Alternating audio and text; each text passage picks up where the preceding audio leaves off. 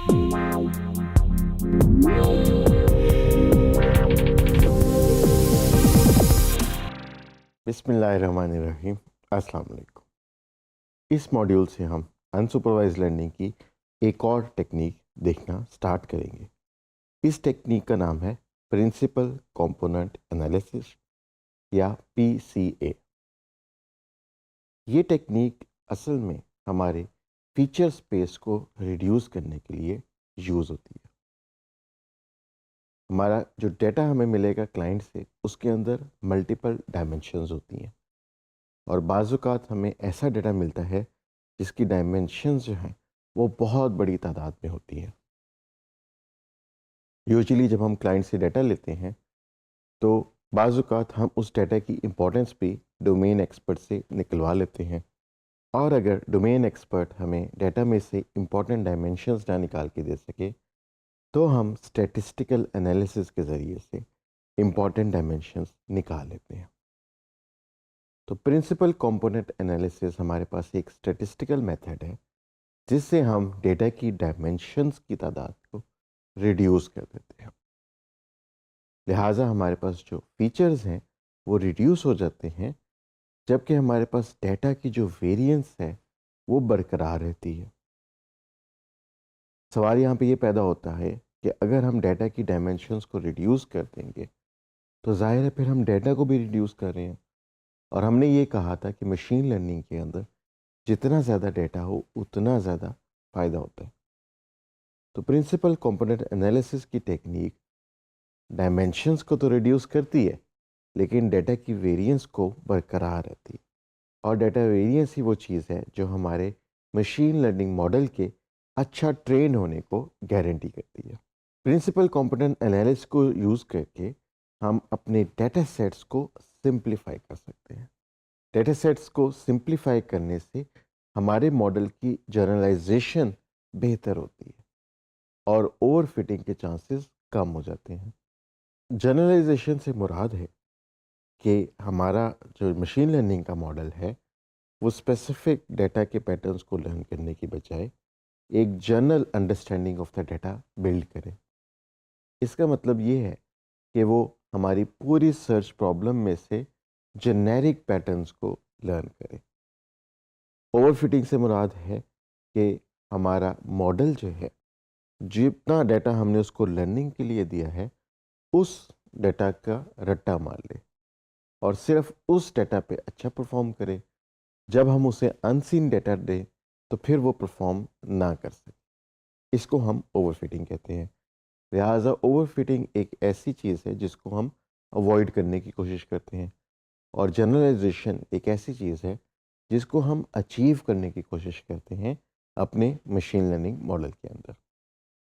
PCA का एक और फ़ायदा ये है कि ये कंप्यूटेशनल कॉस्ट को रिड्यूस कर देता है। ज़ाहिर है हमारे डेटा के अंदर जितनी ज़्यादा डायमेंशंस होंगी, हमारा ट्रेनिंग टाइम भी उतना ज़्यादा लगेगा और हमारा इन्फरेंस टाइम भी उतना ज़्यादा लगेगा।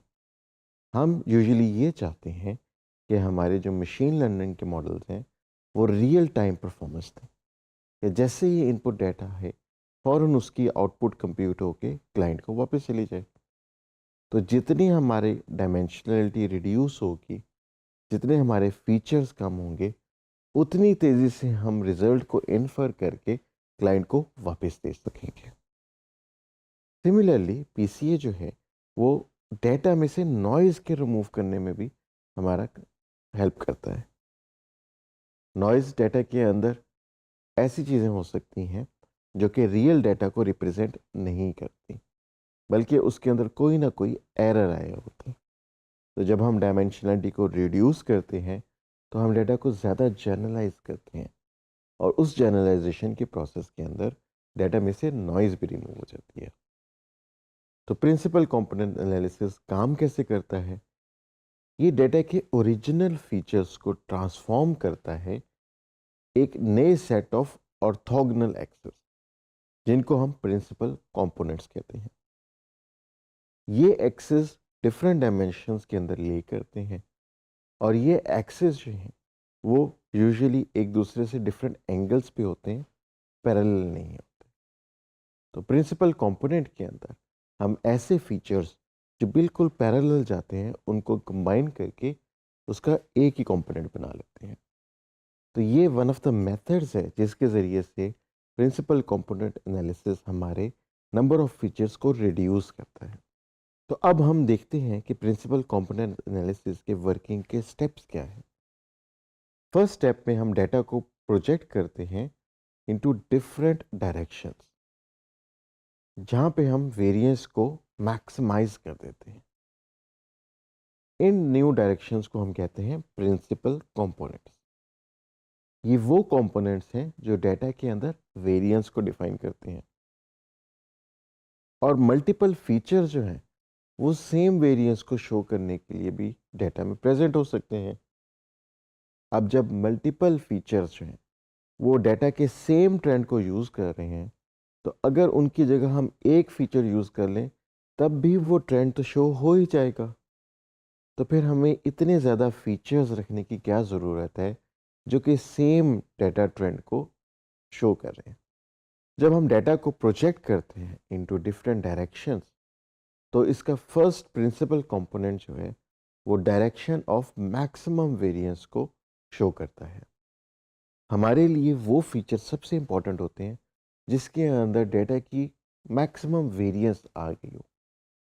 अगर हमारे पास कोई ऐसे फीचर्स हैं जिनके अंदर डेटा की वेरिएंस नहीं है, इसका मतलब ये है कि वो डेटा की वैरायटी को अपने अंदर एम्बेड नहीं करता, और उसके ऊपर मशीन लर्निंग मॉडल ट्रेन करने का कोई फ़ायदा भी नहीं होता।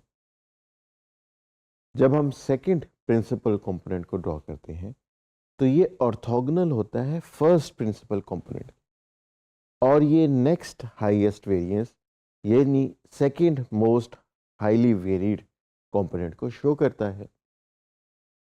तो लिहाजा प्रिंसिपल कंपोनेंट एनालिसिस में हम तमाम डायमेंशंस की वेरिएंस निकाल लेते हैं और इसको from increasing to decreasing order sort कर लेते हैं। इस सॉर्टेड लिस्ट में से हम टॉप n कंपोनेंट्स उठा लेते हैं। जितने कंपोनेंट्स हमें यूज़र ने बताए हों कि वो इतने कंपोनेंट्स अपने फाइनल फीचर सेट पे चाहता है, तो लिहाजा इसके वर्किंग के अंदर हमने तमाम फीचर्स को इवेल्युएट करना है उनकी वेरिएंस पे। इस वेरिएंस लिस्ट को हमने सॉर्ट करना है डिसेंडिंग ऑर्डर में, और टॉप एन फीचर्स हमने उठा लेने हैं। ये टॉप एन फीचर्स जो हैं ये हमारे प्रिंसिपल कंपोनेंट्स बन जाएंगे, और इनको हम फाइनल डेटा सेट के अंदर रिटेन करेंगे अपने मशीन लर्निंग के मॉडल को ट्रेन करने के लिए। तो इसी तरह हमारे सारे कंपोनेंट्स जो हैं वो अपनी वेरिएंस के लिहाज से सॉर्टेड हालत में मौजूद होंगे, और हम एक यूज़र से हाइपर पैरामीटर लेंगे कि उसके ख्याल में उसके डाटा के अंदर कितने प्रिंसिपल कंपोनेंट्स फाइनली होने चाहिए। मिसाल के तौर पे अगर डाटा के अंदर ओरिजिनली 30 कंपोनेंट्स हैं और यूज़र ये कहते हैं कि मुझे इनमें से 15 प्रिंसिपल कंपोनेंट्स निकाल दो, तो हम 30 कंपोनेंट्स की वेरिएंस निकालेंगे, उस लिस्ट को सॉर्ट कर लेंगे डिसेंडिंग ऑर्डर में, और टॉप के 15 कंपोनेंट्स उठा के हम एज प्रिंसिपल कंपोनेंट्स यूज़र को फाइनल डेटा सेट में दे देंगे। इन कंपोनेंट्स के ऊपर जो मशीन लर्निंग का मॉडल होगा वो काफ़ी जनरलाइज्ड मॉडल होगा, और उसमें ओवरफिटिंग के चांसेस बहुत कम होंगे। प्रिंसिपल कंपोनेंट एनालिसिस की एग्जांपल के तौर पे हम एक 2 डायमेंशनल डेटा सेट लेते हैं एग्ज़ाम स्कोर्स का, जिसमें हमारे 2 सब्जेक्ट्स यानी मैथ्स और फिज़िक्स के स्कोर्स होते हैं। पीसीए को हम कहते हैं कि एक ऐसा नया एक्सिस बनाए जिसके अंदर सबसे ज़्यादा वेरिएशन मौजूद हो। तो लिहाजा प्रिंसिपल कंपोनेंट एनालिसिस का एल्गोरिथम एक नया एक्सिस बनाएगा जिसमें हमारी वेरिएशन ऑफ स्कोर्स मैक्सिमम हो। प्रिंसिपल कंपोनेंट एनालिसिस यहाँ पे को रिलेटेड फीचर्स को रिड्यूस करेगा इनटू अ सिंगल कंपोनेंट, और उसके अंदर most of the information of variance preserve हो जाएगी। जैसे हमने पहले डिस्कस किया, अगर हमारे फीचर्स स्ट्रांगली कोरिलेटेड हैं तो इसका मतलब है कि वो डेटा के सेम ट्रेंड को शो कर रहे हैं, और उस सेम ट्रेंड की एक ही हमें फीचर एग्जांपल काफ़ी होगी, हमें उसके लिए बहुत सारे फीचर्स बनाने की ज़रूरत नहीं है। तो उन तमाम स्ट्रांगली कोरिलेटेड फीचर्स के अंदर जितनी वेरिएंस है उस सारे को हम कंबाइन करके एक सिंगल कंपोनेंट, यानी जिसको हम प्रिंसिपल कंपोनेंट कहते हैं, वो बना लेंगे। और फाइनल डाटा सेट में हम उस प्रिंसिपल कंपोनेंट को रिटेन करेंगे उन तमाम स्ट्रांगली कोरिलेटेड फीचर्स की जगह पे। तो प्रिंसिपल कंपोनेंट एनालिसिस जो है वो हाई डायमेंशनल डाटा को 2 डायमेंशंस या 3 डायमेंशंस के अंदर विजुलाइज करने में हमारी हेल्प करता है। जैसे हमने पहले पढ़ा था कि अगर 3 डायमेंशन से ज़्यादा डायमेंशंस का डाटा हो तो उसको प्लॉट करके विजुलाइज करना हमारे लिए पॉसिबल नहीं होता।